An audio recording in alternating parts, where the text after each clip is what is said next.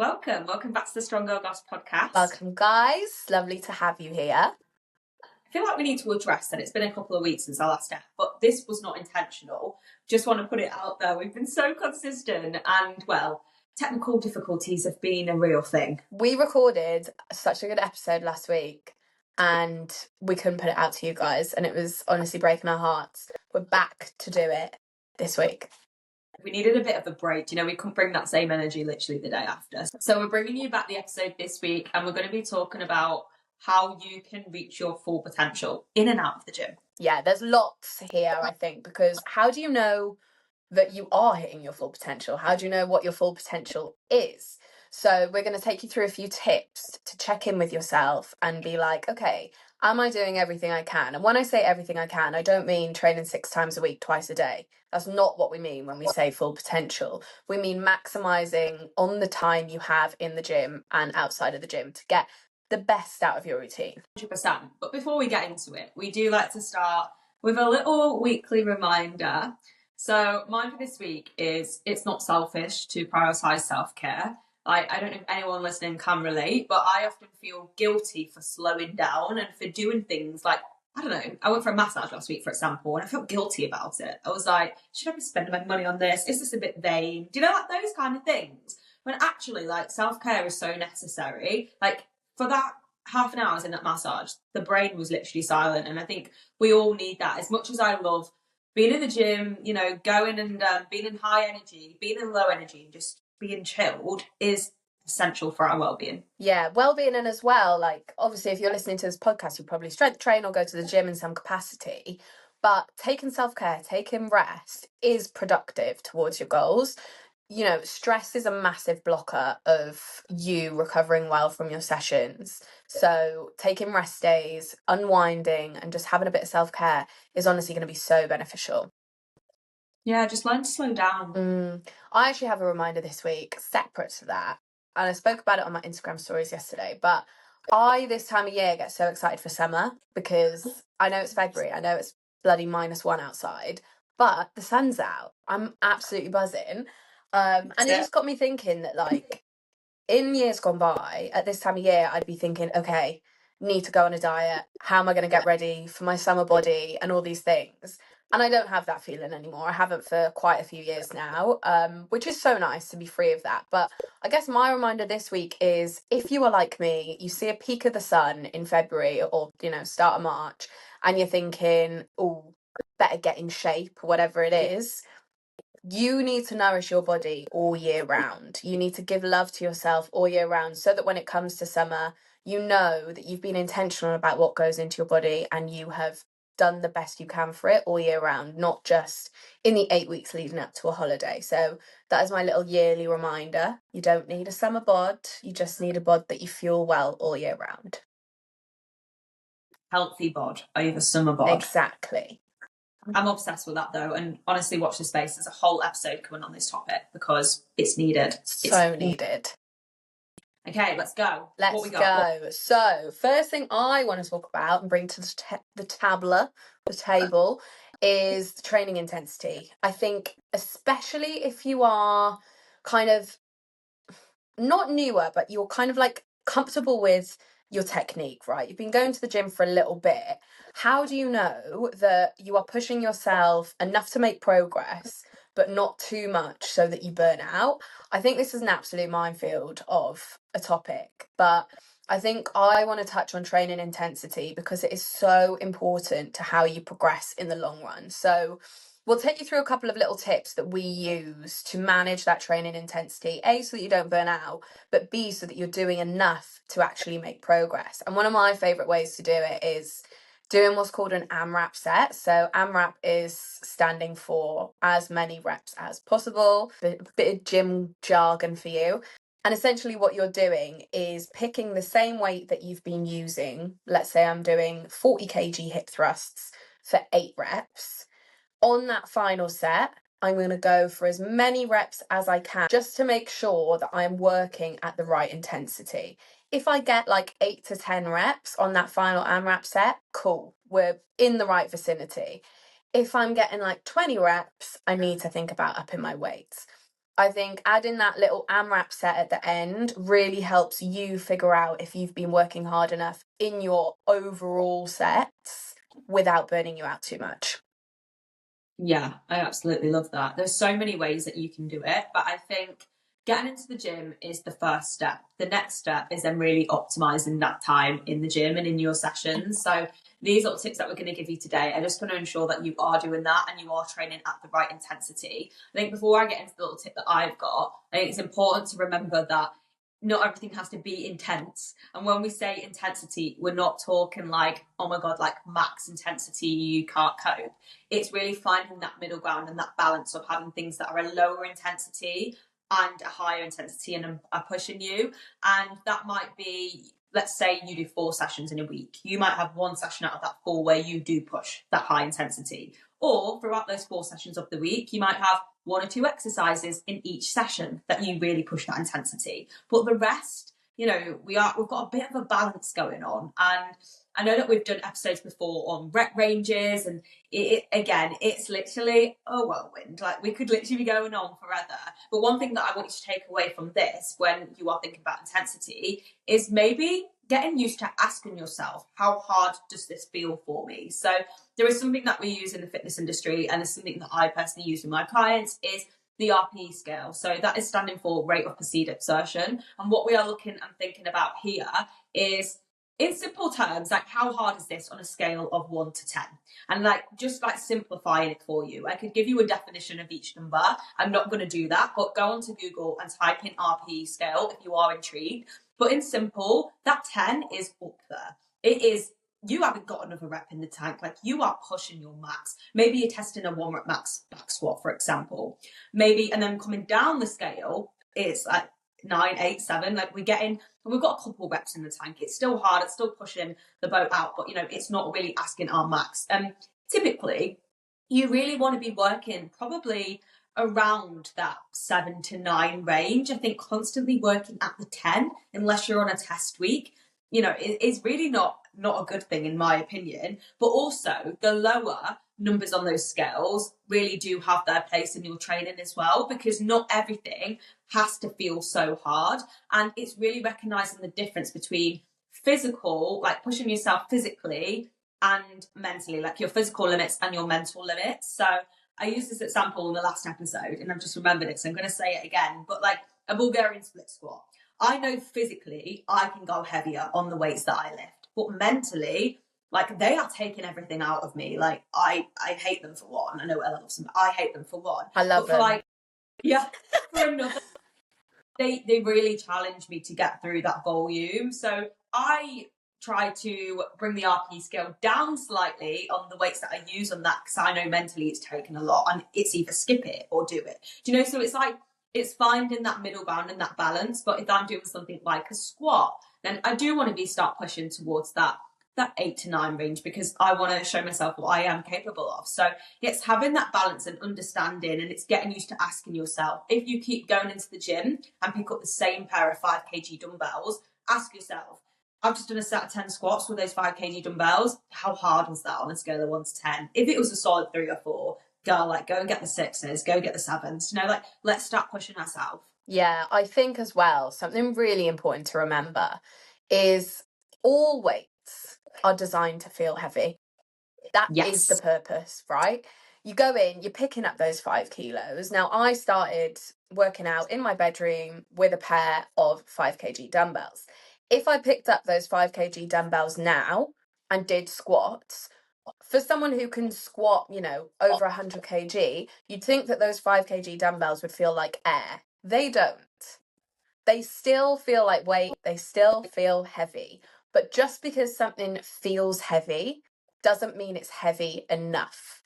And I think this is where you get stuck in a trap of, I couldn't possibly add any more weight on this exercise, like your Bulgarian split squats, for example. So you really do have to ask yourself that question. Okay, how many more reps could I have done? Because yes, it's going to feel hard because it's exercise, right? You're doing a Bulgarian split squat. They're meant to feel hard, but does it feel hard enough is the question. So assessing with the RPE scale, how many reps you have in the tank, how hard it felt out of 10 is really going to help, because all weights will feel hard that isn't your body weight, right?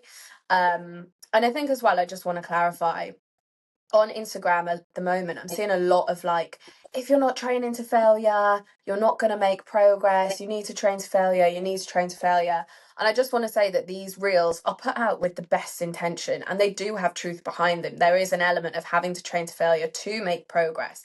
But failure, A, will look different for everyone. And B, it's not going to be every rep, every set, every session, every week that you are training to that failure point, because you would be knackered. So just remembering that you need it in just like a minimal effective dose, pushing yourself so that you know you're making progress, but not so much. And I think just adding and closing out on intensity. Another way that people like to do it in the gym and measure is through percentage, and it's something that I've definitely used before. It's very accurate, and I think if you are more experienced and you are comfortable with doing things like test weeks where maybe you're testing your 1 rep max, your 3 rep max, then percentage work can be really useful. But the reason that I like RPE and use it a lot for clients is because as a woman, we fluctuate like this. And do you know, like some weeks it might say lift 90%, and I'm like, I've literally got 10%. Yeah, I've got 70% for you. Like, that's all you're getting. But then like the next week I might be like repping out 95%, and I'm like, oh, check me out. So like I think it's just important to know, like, if you do use percentages listening to this, like, don't beat yourself up if that isn't consistent. And maybe that's when you'd consider going to the RPE scale and like that way of doing things, because like people overcomplicate progressive overload, and some of the best programs really aren't made through percentage. They're made off, okay, like what are you currently doing? And then let's challenge you a little bit more every week, because it really is that simple. Definitely. And I think that's a great way to manage your intensity at the end of the day. And I think that brings us on to our next point of progressive overload. Now, I love that progressive overload is a thing that we can use to manage how much we are improving each week. Like, I think when I did HIIT workouts, it's like, well, how do I know that I'm improving each week? Because it's different each week. It's not necessarily measurable. So the first thing I think we need to clarify is, what is it, right? Progressive overload is essentially making the same exercises harder over time so that you progress, because our bodies are really good at adapting. Now, I'll take you back to the 5 kg dumbbells that I had in my bedroom.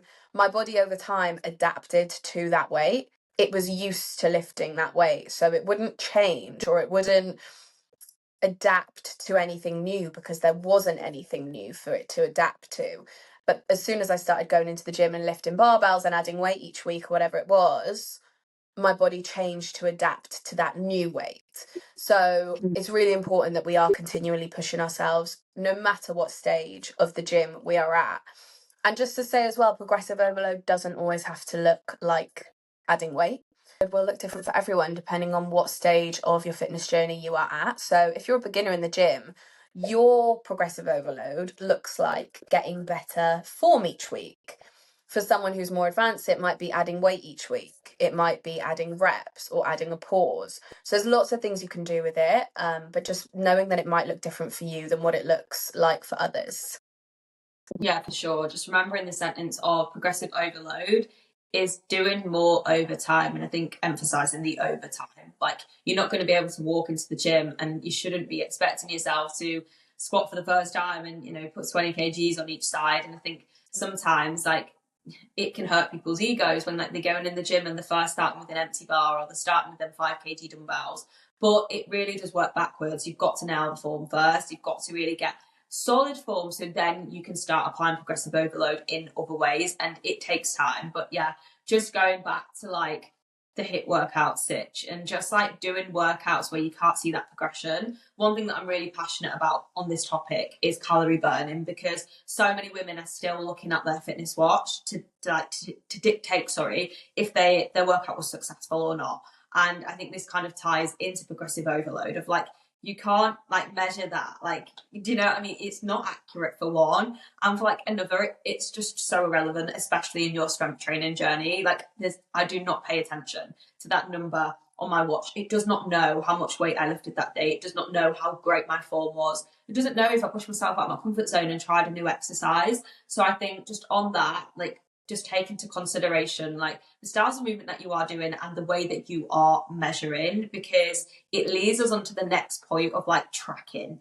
Like, tracking what you are doing is essential, and not tracking through the calories burnt on your fitness watch, not necessarily even tracking just by the weight on the scale or like how your body is changing.